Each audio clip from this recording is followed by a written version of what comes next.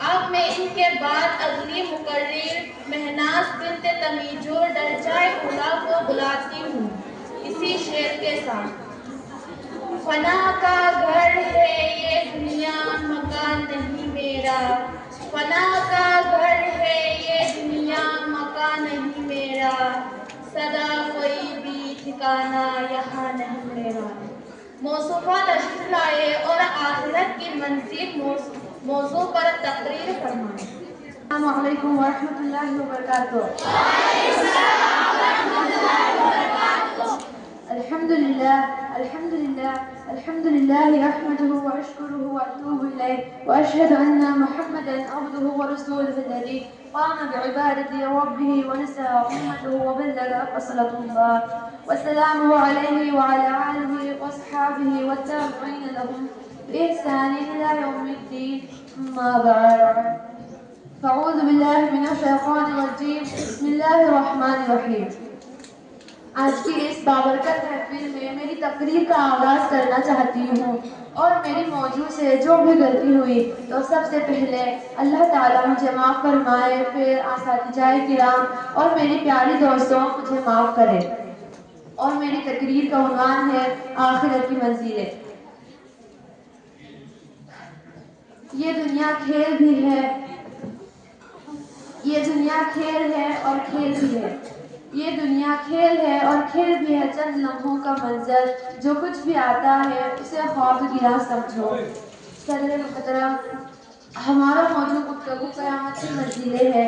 آج میں ان منزلوں کا تذکرہ کروں گی جو سور پھونکنے کے بعد پیش آئے گی۔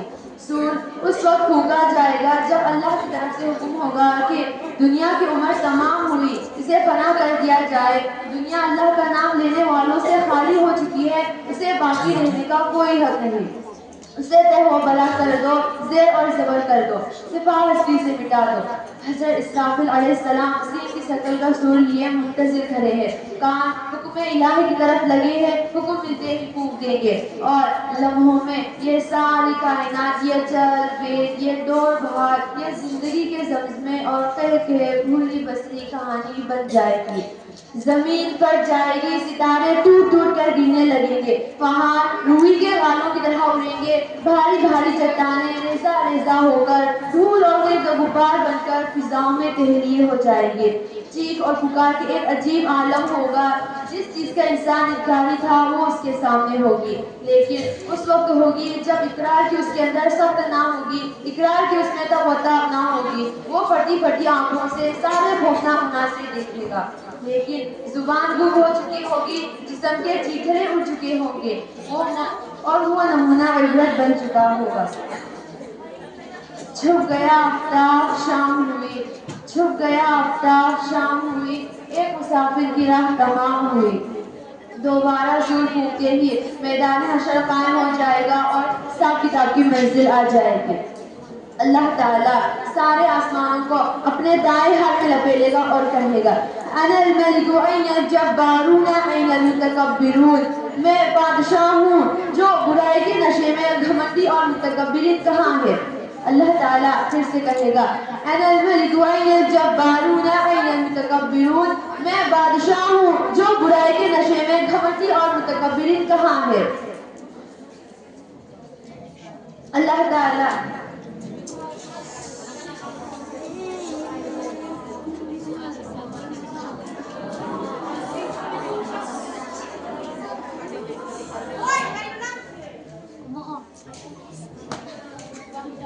سارے انسانوں کو اپنے اگلے پچھلے تمام کاموں کا حساب دینا ہوگا، اس کا سارا کیا دھرا سامنے ہوگا۔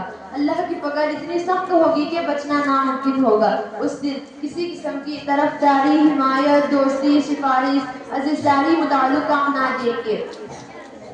سارے دوستیاں ختم ہو جائے گی، سارے ناطے ٹوٹ جائیں گے اور سارے رشتے دار دغا دے جائیں گے۔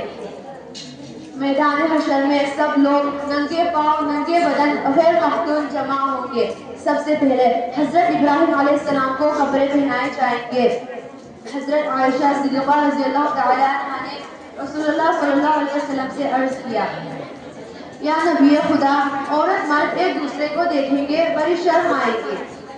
آپ نے ارشاد فرمایا، اے عائشہ اتنا ہوش کیسے ہوگا؟ میدان حشر میں نفسی نفسی کا عالم ہوگا، سخت گھبراہٹ ہوگی، حساب کتاب میں دیر ہوگی اور لوگوں کی پریشانیاں اور اضطراب رہے گا۔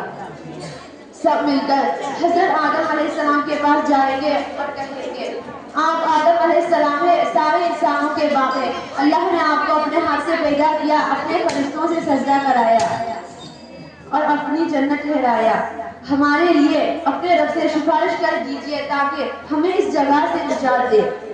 اور وہ کہیں گے میں اس لائق نہیں، اور وہ کہیں گے میں اس لائق نہیں، اور حساب آسان بھی ہوگا اور مشکل بھی، ہر شخص کا معاملہ الگ الگ ہوگا، کوئی مشکل میں پڑ جائے گا اور